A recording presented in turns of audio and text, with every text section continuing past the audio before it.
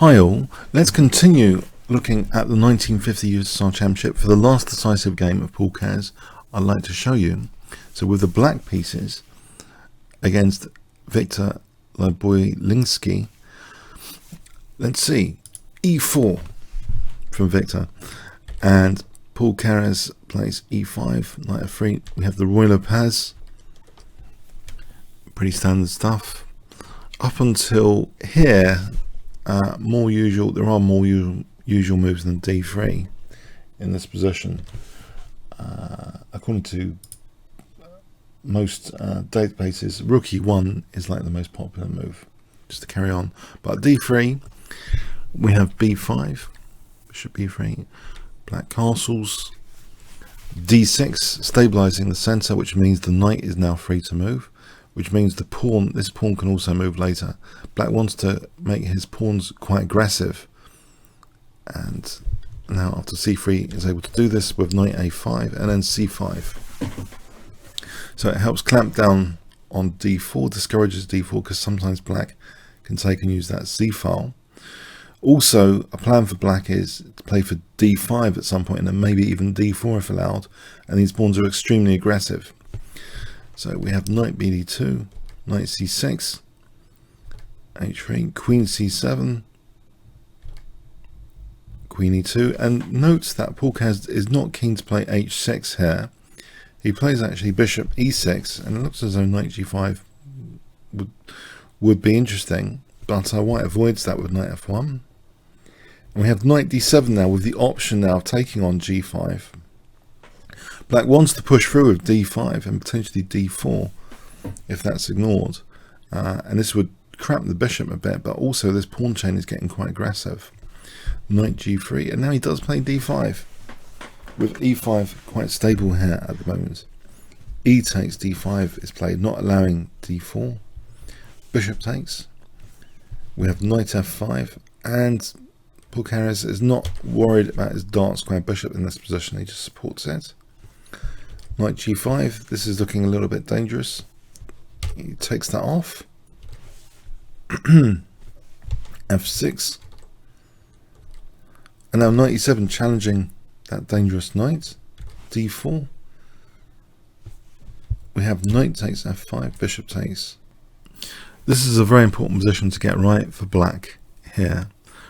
So pool Keres played bishop e6. If he plays this, you might think it might not be too terrible for black if white takes on e8, because are the white pieces that coordinated here?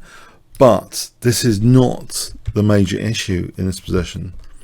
The major issue, can you see the major issue if I told you here, if black took, white's plan basically win, there's an absolutely murderous tactical combination available to white. If I give you 5 seconds, what would you play for white in this position? You might want to pause the video.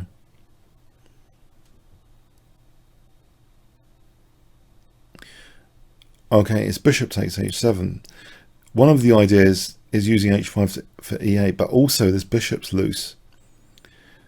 Now, if the king goes here, then queen h5. This is going to be crushing. It's just horrible. And if the king takes, we have queen h5 check, and we're looking at d5 and e8. And it's not so funny for black, because if the king moves here, instead of just taking there, which might allow bishop f7, we just take this bishop first with check, and then go back to that terrible h5 square, and then pick up the rook. Yeah, it looks like a kind of seesaw type destructive, devastating tactic, just winning an entire rook. So yeah, it's a small technical point of note here that black didn't have e takes d4, and not for the reason of queen takes, but bishop takes h7 is just absolutely crushing. If you think that black can survive this position, it's not really on here, because there's a mating net with bishop g6. So yeah, it would be absolutely terrible to allow bishop takes h7. Okay, bishop e6, trying to get rid of the bishop here from white. White actually obliges here. If the bishop moves back, black looks as though that d4 could be taken anyway. So we have bishop e6, bishop takes, rook takes, d takes, rook takes. Yeah, things are simplifying a bit. Check, which actually black now allows white to win the c5 pawn because he plays queen f7 here. You might find that a bit surprising, but there's an interesting aspect to this position with this pawn sack, because the knight is actually very, very nice here after knight c4. Yeah, this is a bit awkward. So it's hitting b2 and d2. Bishop goes back, rook e1 check. Extremely awkward. So we have rook e1. Black is now, after queen e6, stopping queen c8 check. So hitting e1 as well. And it's going to be taking on b2 to get his pawn back. So we get pawn back. And it seems as though the knight's easier to use in this position than the bishop, although technically it might be the case that it's about equal. Queen d4. So echoing queen d8, black gives some space for his king to come out. Queen e3. And now this a pawn, should it be taken? In fact, it is taken because there is a way of stopping the perpetual checks, which is demonstrated. Check. Check. And now the subtle point, king h8, because there's queen g8 to stop any perpetual here. And that's actually put on the board after queen a8. But black has to lose the a6 pawn here.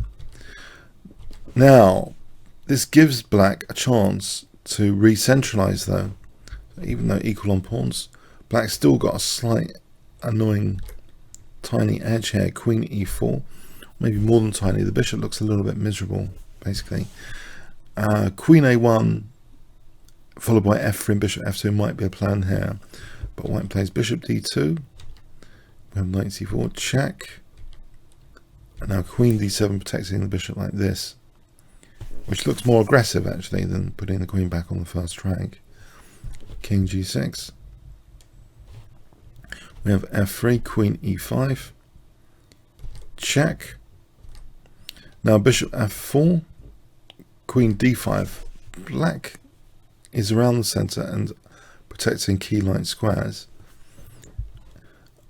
Around here, h4 is played, which is a good idea for h5, potentially for queen g6 to be threatened. But in this position, white actually blunders quite badly. He should play either king h2 to get the king out of the scope of any potential tactical stuff, or h5 to try and embarrass the black king sometimes. If white ever takes, then it's perpetual check with queen g6 if h5 is played. But white did neither. White actually played queen e6, and there's actually a really crushing move in this position, believe it or not, which actually encourages white to resign. Can you guess the move? It's really, really powerful. Surprisingly so, perhaps. If I give you 5 seconds to pause the video, what would you play here with black? The clue is Mr. Bean, i.e. the king, is still around. It hasn't been hidden on h2, by the way. So with Mr. Bean around, there's going to be disasters. So what would you play here with black?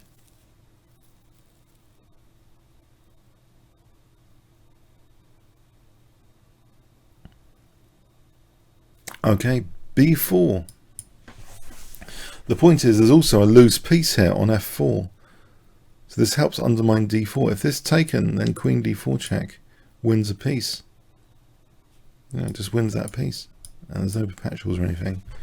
And if it's not taken, it's just another terrible scenario. If it's not taken, black can just play, for example, b3 with b2 coming. And this pawn is like unstoppable. It's supported by the queen. Yeah, it seems as though, you know, classical positional play with minimal risk was used in this game. So it's quite an interesting example of the Royal Pairs in Paul Keres' hands. So yeah, I wanted to show you a lot of the decisive games of Paul Keres because it is a fascination in chess. He's often referred to as the uncrowned king of chess. Him and Victor Korchnoi, two of the major uncrowned kings of the game. So we're going to have a look soon later at the 1951 USSR Championship, which was actually much more, had some very high profile players in it, including Bronstein and Botvinnik. So 1951 will be interesting to look at next. But also, of course, in 1951, we start to see, you know, the Botvinnik-Bronstein World Championship Challenge match. So anyway, I hope you got something from this and some insight into Paul Keres. Comments or questions on YouTube. Thanks very much.